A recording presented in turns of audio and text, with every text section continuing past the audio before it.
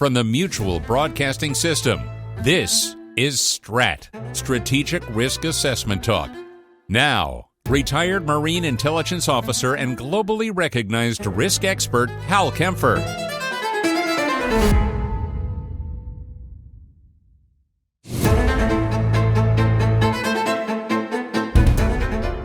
Welcome to STRAT, the Strategic Risk Assessment Talk, and this week I'm going to talk about what is happening in the critical waterway called the Strait of Hormuz.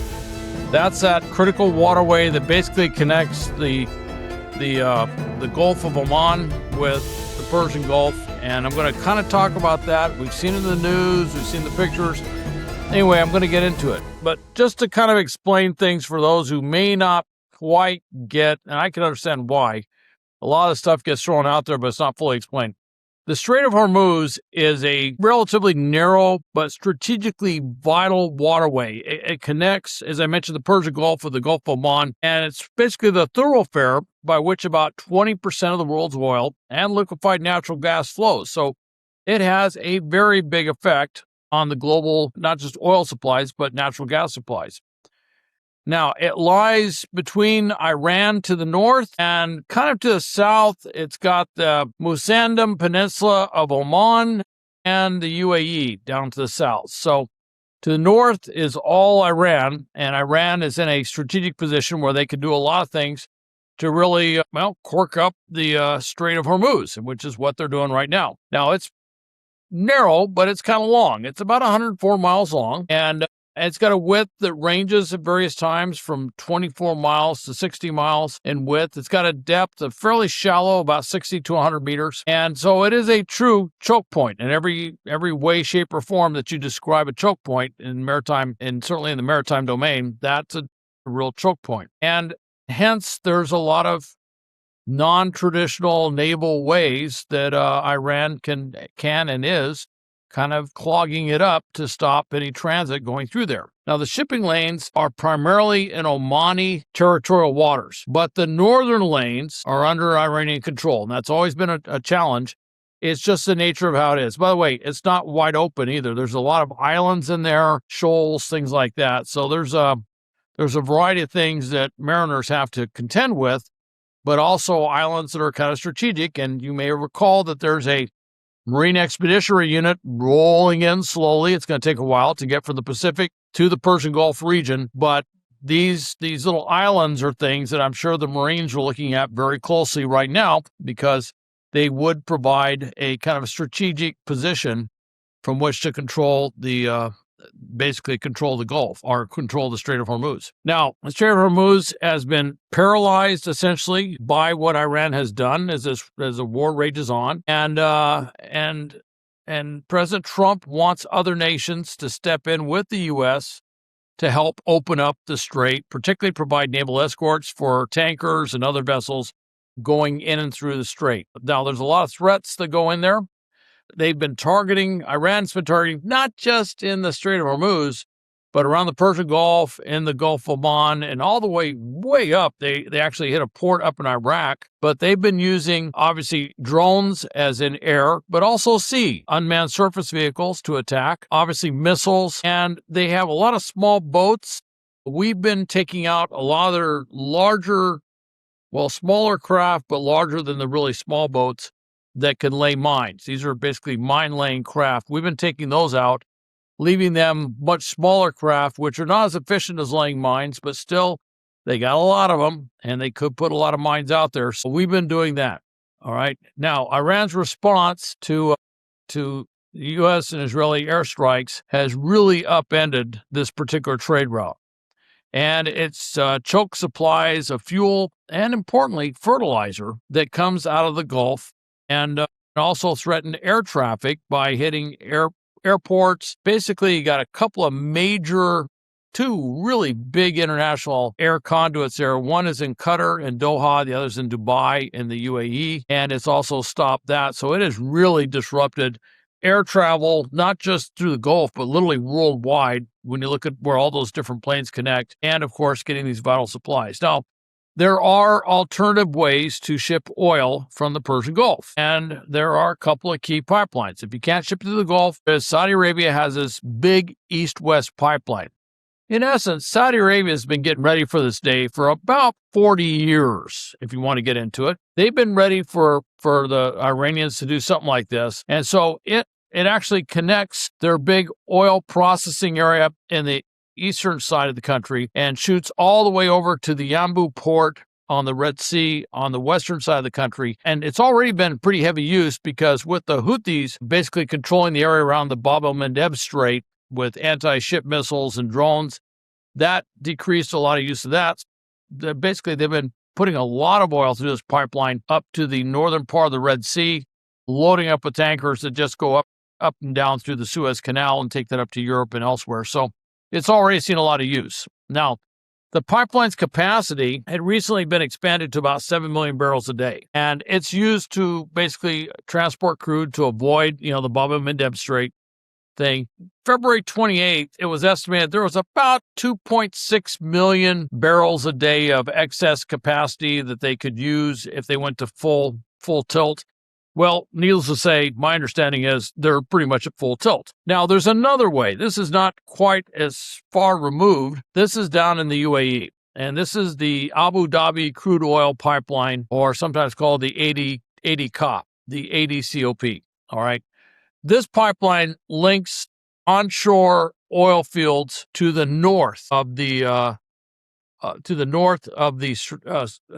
Strait of Hormuz and shoots it across that peninsula to link to an export terminal on the Gulf of Oman. And this allows basically the UAE to pump directly into the Gulf of Oman, not in the water, obviously, to ships there.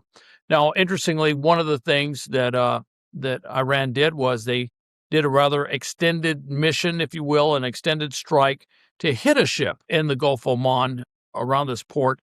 And that was really, a lot of people miss it, but that was to make a statement, and that statement was about this particular pipeline. They wanted to make it clear that they could hit ships in that area. So you can be sure that there has been some response to try and diminish their ability to do that in the future.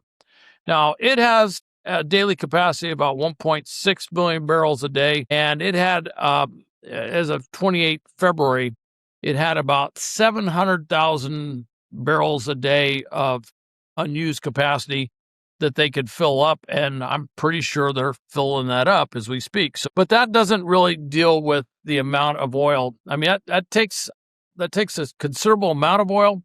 So what it does is it just diminishes the amount of oil and natural gas that can come out of the Gulf in total. It does make a significant dent, but it doesn't replace the ability to move through the Strait of Hormuz. The problem is the Strait of Hormuz is pretty easy for Iran to block with all of its assets, using sea mines, small boats, drones, both sea and air, and the anti-ship missiles. However, all of these are things that, at the end of the day, can be targeted.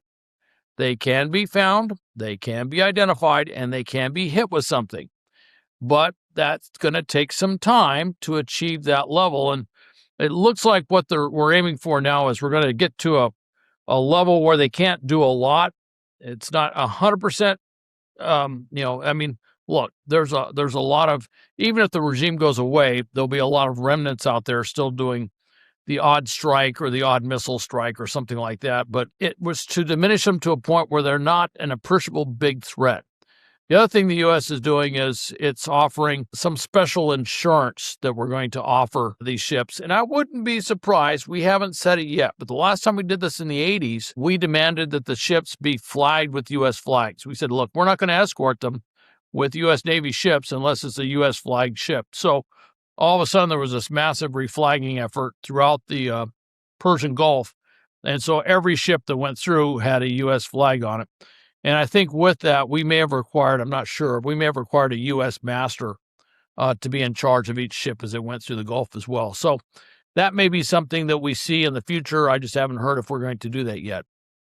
Now, the deployment of sea mines is not as easy for Iran as some may think. A lot of people go, oh my gosh, all those sea mines, they got thousands, potentially tens of thousands of sea mines. They could deploy them all over the Persian Gulf. They could deploy them in the Sea of Cortez, create this horrible minefield, and there's nothing we can do about it. Well, there is some stuff we can do about it. First off, you may have noticed they haven't done it. And that's one of those things like, well, why haven't they? If they want to stop everything, well, they don't want to stop everything going to the Gulf. What they want to do is they want to allow certain ships, like those sending oil to Iran's ally, China. And also, they've apparently allowed a few ships, 2 or 3 ships going to India, tankers, and I think some bulk carriers going over to India as well. All right. So now it's not a lot. My understanding is China maybe got about 1.7 million barrels of oil out, compared to what they were taking out before. That's really not much, but it is something. However, if they mine the Gulf, it's done. No ships can go in and out, or mine the Strait, it's done. No ships can go in and out of the Strait. For that matter, it's very difficult for ships to move around the Gulf because a lot of those mines that they'd set are just floating mines. They just float out there and they'll hit anything, no matter what country, what type of ship, whatever. They're just floating out there, and they may hit it in places completely off the lanes that are established for ships to go through, So it is a significant change if Iran goes that direction. The other thing, Kark Island in the Persian Gulf is basically processes, or basically handles about 90% of the oil coming out of Iran. Now, we just hit Kark Island with a series of airstrikes or missile strikes, and according to President Trump, we obliterated all the military installations on Kark Island. Frankly, I think that's probably true, but the other side is I'm not sure how much they actually had in terms of military installations on Kark Island, but whatever it was, I have no doubt that we could hit it and take it out, destroy it, and there's probably not much left. What we didn't do was we didn't take out the oil infrastructure that's on the island. We left that there. But we did make a statement very clear to Tehran, to the regime, that we could easily take out everything on Kark Island, and it would probably take them years to get it all back into production again. And that's something they have to think about. And let me give you a little number here to think about. Even with the disruption we have seen so far, which hasn't been that long, but the disruption going through the Persian Gulf so far, when you look at the extended supply chain that goes from the oil fields in the Middle East to the refineries or the pumping terminals to the ships and onto the ships and then to the other end where they are offloaded, and then a lot of the oil, of course, would go to a refinery on the other end if it hasn't been refined beforehand. And the same thing with the liquefied natural gas. There are second, third order effects as you move through this thing. You get on the front before it goes to the Strait of Hormuz and after the Strait of Hormuz. And all of that gets disrupted. Already oil fields or production is being shut down. You're seeing refinery production being, if not shut down completely, dramatically reduced. And you're seeing all of this stuff. And of course, you're seeing gas prices go up significantly. Oil prices are now over $100 a barrel for Brent crude. So you're seeing this telltale effect. It may take quite a bit of time. They're saying we probably won't see the complete end of this disruption cycle and prices come back to where they were prior to this thing until possibly into late 2027. Now, if we take out Kark Island, that it will take at least, and if we take out Kark Island and the regime falls shortly thereafter, it will take a long time to rebuild everything they had out there. It may take a year or 2 years or more to get that thing back up to full speed again. That's a year or 2 years that Iran is not going to be seeing the revenue, certainly, that it had before. Even a new regime won't be seeing the revenue. I can tell you this, if we take out Kark Island, the old regime has no revenue, so their days are numbered. Very small numbers, I should add. By the way, their other terminal they could use is on the Gulf of Oman. That's the JAS terminal, and it was built. It actually hasn't been around for that long, maybe a couple of years, year and a half or so. And it was built as an alternative to Kark Island because they knew that was a big vulnerability. But it can only handle maybe less than a third of what Kark Island can handle, probably less than that. I think it's about 1 million barrels a day. And it's easy to hit too. Easily that could be shut down and taken out without any problem. So it is vulnerable as well. And I'll talk more about that in a bit. But yeah, so basically the ability to shut them down as an oil exporting country is right there. And if they were to block the Strait of Hormuz, with a massive sea mining program. I would not be surprised if we were to do something to make it very clear that the regime is done. And the way you kill the regime eventually, the way you really kill them, is you cut off their money supply. Once they can't pay for their army, once they can't pay for the Revolutionary Guard Corps, once they can't support any of their proxies throughout, once they can't do anything, once they can't pay for the government to operate, they can't pay for police, at that point, it's the end of the regime. All right. And certainly we have the military means in order to do that. Now, let me talk about strike missions and our air capabilities. Obviously, we can hit them with missiles. We have Tomahawk missiles. We've actually been, because of the narrowness of the strait, we've actually been hitting them with HIMARS tactical missiles, which have been used to great effect. And there's extended range HIMARS that we have that's apparently been very successful, that we've been using a great deal. But let me explain something. Early in this thing, you probably heard that the U.S. and Israel had achieved air superiority.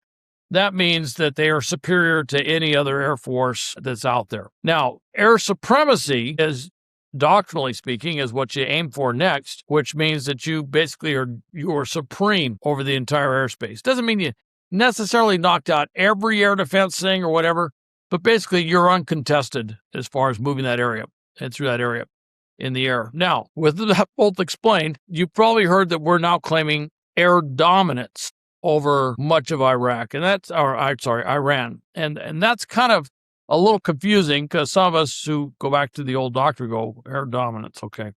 That's a term I hear a lot, and basically air dominance is kind of a term to say, look, we dominate the airspace. And I guess people kind of understand that. It doesn't seem quite as assured as air supremacy. It's more than air superiority, but we have claimed air dominance. Now, there is something to kind of back this up. We currently are flying our B-1B bombers. These are non-stealth. They're just barely in a smidgen you can get them into a supersonic range, but they're largely subsonic. But we've used these before. And the thing that the B-1B is, it's an older bomber, but and those of you who are well-versed in the B-70 program in the 1960s and early 70s, and of course the B-1 program that was stopped by President Carter, you'd be very well aware of the B-1B bomber that was pushed by President Reagan. Anyway, it's been around for a long time, but it carries a lot of ordnance, and it's been very effective in the war on terror, and it's not as maintenance intensive. The B-2 is stealth, but I got to tell you, when they land it, you have to put it into a hermetically sealed hangar, and they've got to do a whole bunch of preventive maintenance and all sorts of other things, so you don't get the sortie rate out of a B-2 bomber that you would out of the B-1B, which is kind of a workhorse bomber that can drop a lot of stuff. Anyway, the B-1Bs are flying over Iran, and that tells you that we have a high degree of, quote, air dominance in terms of being able to deal with any anti-air threats. With Iran unable to defend its airspace, this war really moves into a war of attrition. And, today I think I saw we have hit 7,000 targets. And now that doesn't really have a lot of meaning. Not all targets are equal. Some targets are better than other targets, but that is a lot of targets. I don't know if just saying hitting targets is a great metric, but it does tell you that we're hitting a lot of stuff. And I have heard some interesting stuff. You can't launch a ballistic missile without a launching system or a TEL. Well, I've heard we've knocked out over 90% of the TELs. All right. They've only got, last thing I saw was about 25 operational launchers for the ballistic missile programs. So, and this corresponds to the reduction in their ability to launch drones. That's also dropped. And both of those, I think the daily launch rate of missiles is less than 10%. The daily launch rate of drones might be just a smidgen over 10% of where it was at its peak. But that tells you there's been a dramatic drop in the amount of ballistic missiles and drones that are able to launch. Now, they're still getting some in, and some are getting through, and they're still causing some level of destruction. But it does say that the attrition of their ballistic missile and drone program has been fairly extensive. Obviously, their Navy and their Air Force was completely knocked out, so they're gone. Most of their dedicated mine-laying ships in the Persian Gulf, the Persian Gulf, the Strait of Hormuz, and Gulf of Oman, those have been pretty much knocked out as well. So their ability to put out a lot of sea mines easily is limited, although they have thousands of little boats that they could potentially use. Not great for laying mines, but basically any boat can be used to lay a mine. In fact, for a floating mine, you can just tie a rope onto it and go out in a little outboard boat, and then you just cut the rope and you got floating mines out there. It's very possible to do something like that. And so what you're seeing is Iran is having a difficult time trying to export and threaten its neighbors. They're largely, slowly but largely becoming paralyzed. All right. And to overcome that lack of ability to actually do retaliation, they have tried to compensate with making some big boasts about retaliation, saying things like, we're going to retaliate today, far worse than anybody had ever heard of in the history of mankind or whatever. So making some of these really boastful sorts of things about retaliation that really doesn't happen. And unless they have a whole cache of tells out there that they've been hiding, I just don't see how they're going to be able to pull that off. They've also been using artificial intelligence to create some unbelievable videos. And I mean unbelievable as in we look at them and go, that's not really believable. Saying that they've hit U.S. ships, like they claim they hit the U.S. carrier, the Abraham Lincoln. Of course, they did not. Claiming that U.S. Delta Force had taken prisoner. Of course, they did not. And that has become their weapon. And as they lose all their real weapons, they've kind of leaned on that. Now, President Trump has also been a little bit involved with this information warfare stuff. And I kind of had to chuckle a little bit. In his unique rhetorical flourish, he came out today, when we're recording this, and he said, well, we don't know if he said the supreme leader, the new supreme leader, Mojtaba Khamenei, the son of the previous supreme leader that was killed on the first day of the strikes, that he may not be alive. All right. And that's kind of our response to some of their propaganda stuff. Puts them in a real bind. If he's not alive into that theocratic system, do they have a supreme leader? What is the current regime? And this really was to sow a big seed of doubt into the minds of a lot of people, but specifically the Iranian people, and specifically the Revolutionary Guard Corps and the besieged, which is, wait a minute, is there a supreme leader in charge? Who am I taking orders from? Is the supreme leader even involved with this stuff? And the thing is, the only thing we've heard from the supreme leader was a written document that was read by an anchor on television. That's it. We haven't heard a recording of his voice. We certainly haven't heard any live audio statement by him. We haven't seen any television statement, anything in video, nothing. And initially, they were saying, well, he was injured, and there was a bad laceration to his face, and his foot was damaged or hurt or injured. And then reports started seeping out that he might actually be in a coma, that he had severe internal organ injuries, and they may have had to remove one or both legs. And he may have been which would make perfect sense, he may have been at the strike where his father was killed and those 49 others were killed. And it's often said that not only was the supreme leader, Ali Khamenei, taken out, but all those you would normally assume would take over from him were taken out as well. He may have kind of been the last man standing, so to speak, that they thought, well, this would be an acceptable alternative for him, for a new supreme leader.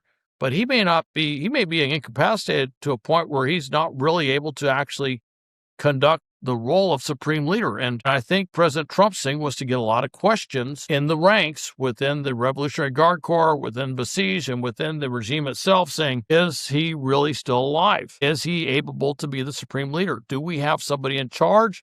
And then the next question is, why have they been lying to us if he's not able to do this? So I actually thought that was kind of clever. Now, President Trump has asked other nations to contribute to a naval task force to help escort nations in there. He's named a number of countries. Interesting, he actually named China as one of the countries that we're talking to about it. But he's getting a little frustrated because he's getting quick pushback, obviously, from countries. Pretty clear he was talking about Japan and Germany today when he was talking about countries. Didn't name them, but it was pretty clear that who he was talking about. And they have some stuff, particularly minesweepers, that would be very valuable to deal with any mining threat in there. They also have a number of other combatants that would help alleviate the strain on U.S. naval forces putting it through. So there's a lot of stuff going on right now across the board to get the Strait back in operation, to get that 20% of the world's oil and liquefied natural gas flowing into the strait. And it's painful right now. Everybody wants things to happen right away, real fast. But the reality is it's going to take a while to reduce the threat of anti-ship missiles, to reduce the threat of drones in the Strait of Hormuz, and to also deal with all those small boats. And there's also midget submarines that can lay mines. There's a bunch of stuff in there that these are smaller craft, but they're going to have to be dealt with, and that's going to become very, very time-consuming. In general, though, the backstory on reopening the Strait of Hormuz and dealing with the threat is that this could tip, if they start doing mining and we take out the Kark Island facility, this would be the end of the regime. There's no way back for them. And I think where they are is once oil and liquefied natural gas could start going through the strait, and there isn't an appreciable threat from Iran, at that point, the regime has completely run out of cards. They've got nothing else to do. By the way, once we're at that point, no Iranian oil can go in or out of the strait or from anywhere else without the permission and the control of the United States government. And so we're basically going to do kind of like what we did in Venezuela, which is take control of oil and any liquefied natural gas or natural gas that comes from that area, because we're not the whole thing, but certainly from Iran, that we would take control of it. So, it's not just the tactical and operational things on the ground and water. It's also the strategic way that it's being approached. And anyway, this is the kind of the story on the Strait of Hormuz. There's a lot more going on. Stay tuned. You're going to see more things happening in the news. Oil prices could go higher. They're already over $100 a barrel. I don't think they're going to go up. Hopefully won't go up to $200 a barrel. A lot of the strategic reserve stuff is being taken out. And also, I wouldn't be surprised in, coming days, but certainly the coming week or 2 weeks, that we start seeing oil going through the Gulf. And then at some point, we'll probably see liquefied natural gas going through the Gulf, through the Strait of Hormuz, I should say, and making its way out. But it's going to take time. There's a lot of attrition warfare that's going to take place in and around the Strait of Hormuz, and so we're going to have to watch that play out. Thanks for listening to Strat. You can also visit the stratpodcast.com. You can always go to my YouTube channel, Hal Kempfer TV, or go to my corporate website, www.gripsa, that's Global Risk Intelligence and Planning, SA, GRIPSA.com. You can also go to the Los Angeles InfraGard website, and you can register for a 2.5-hour Global Threat Update webinar, which will be live on the morning of March 18th. It starts at 9 o'clock in the morning. That's www.infragardlosangeles.org, and you can sign up for that, and that's 2.5 hours. And by the way, you get to ask me questions whenever you want, because we do Q&A during the presentation, and we do a lot of Q&A at the end of the presentation. So whatever I don't address, and that will talk about, obviously, the war in the Middle East is a topic, but we're going to cover other things happening around the world as well. All the things with this in the Western Hemisphere, the Shield of the Americas. Talk about what's happening in the Far East, talk about what's happening in Ukraine and Europe and Africa and everywhere else you can think of. So anyway, hopefully you can sign up and take that one as well. Thanks, and hope you tune in to the next one.